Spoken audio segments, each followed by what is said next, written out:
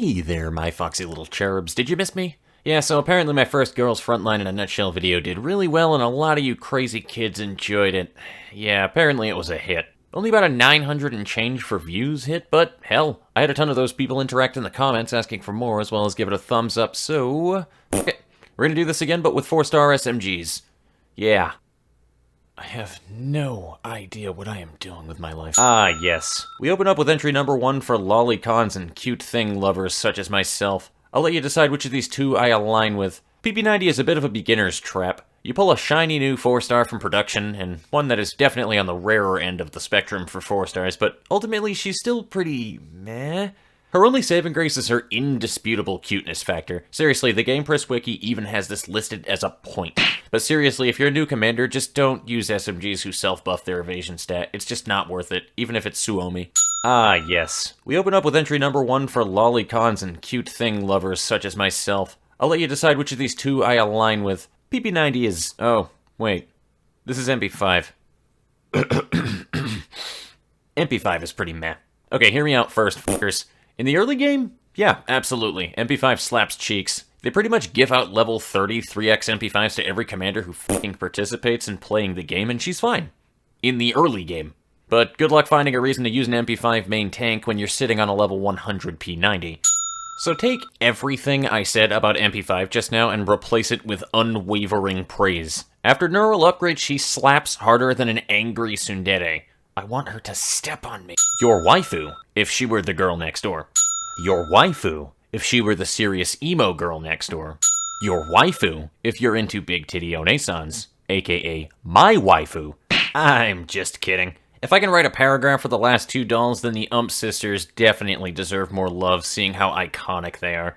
You see, the sisters are the epitome of what every commander wants in Girls Frontline, which is a hot set of twin sisters to loot on not-safe-for-work sites, but while also being pretty damn strong units.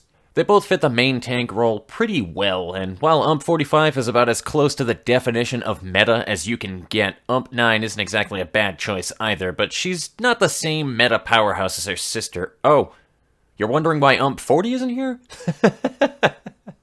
Oh, you didn't pay attention to the deep dive or singularity event stories then. My waifu is dead and I'm sad.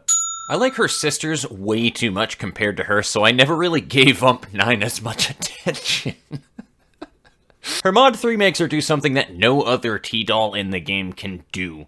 Make a stun grenadier actually effective against boss encounters, and I can definitely tip my hat to that one. Director, we have a problem. Yeah?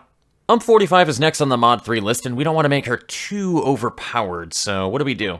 I don't know, fucking make her smoke grenade do damage. You sure that won't be too strong? What? Of course not. Her stats will.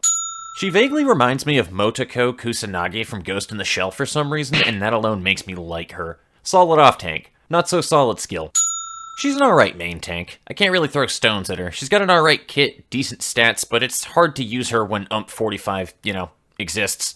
She also has one of the most conflicting few outfits I have ever seen in this game. I must get it because I am a collector and it's a limited time, but also the costume makes me feel uncomfortable. Thanks, I hate it. Boom! And lolly number 3 coming in hot. Now, Shipka was actually a doll I wanted to main at some point. She's another beginner's trap. You see that shiny 4-star indicator on a new doll and go, wow, she looks cool, so she must be good. Unfortunately, a Google search showed me the light on how low-health SMGs with self-buffing evasion are horrendous options for main tanks later in the game. Again, just don't use self-evasion like SMGs at all, kids. It sounds cool at first, but it's just not worth it when you're playing the resource game. Also, 45 exists. And did I mention her big, meaty man hands yet? Because it's just, once I see them, I can't unsee them. I don't know why the illustrator gave her such big hands for a lolly character. It's just... Now it's your problem now, too. Now you can never unsee this. I despise everything about this T-doll. She looks like a pissed-off kindergartner from the TV show Recess. There's not much that makes me want to use her as an off-tank versus many other more optimal options, and even her one archetype that she's actually pretty good at is done better by the Chris Vector, who looks like a fucking babe, by the way. Nothing you can tell me will make me change my mind about... Clint, you are forgiven. Oh boy, the Honey Badger takes what it wants, man. This T-Doll is a damn powerhouse of an off-tanking DPS SMG, with a self-buffing damage skill, solid stats, and amazing tiles. She's just good. Her only drawback is that one drawback that actually counts late game and tends to invalidate a lot of unit choices, which is her initial cooldown, so yeah. Still a powerhouse, though. She's a bit of a niche pick since she's suboptimal for short fights and doesn't have the benefits of high burst damage mitigation SMGs like MP5, but she's surprisingly pretty solid. She also has an obsession with grapes for some reason, but she's a lolly that calls me honey, so every moment that she's on screen I can feel the FBI getting closer to kicking my door in. Take the flat damage reduction from armor that shotguns have and shove that shit into an SMG and you get CFO5. I still get angry every time that I remember I missed out on her during Polarized Light. If SAF were a field of study, she probably would be philosophy. In theory, she can be useful, but ultimately she's very convoluted and gives you a headache every time you think too hard about it. Just use UMP45. So the IOP wiki keeps saying that she's a mix between JS9 and Honey Badger, but you know what? I ain't basic, so fuck it. She's now a combination between JS9 and Jeanne d'Arc from the Fate series. Bite me.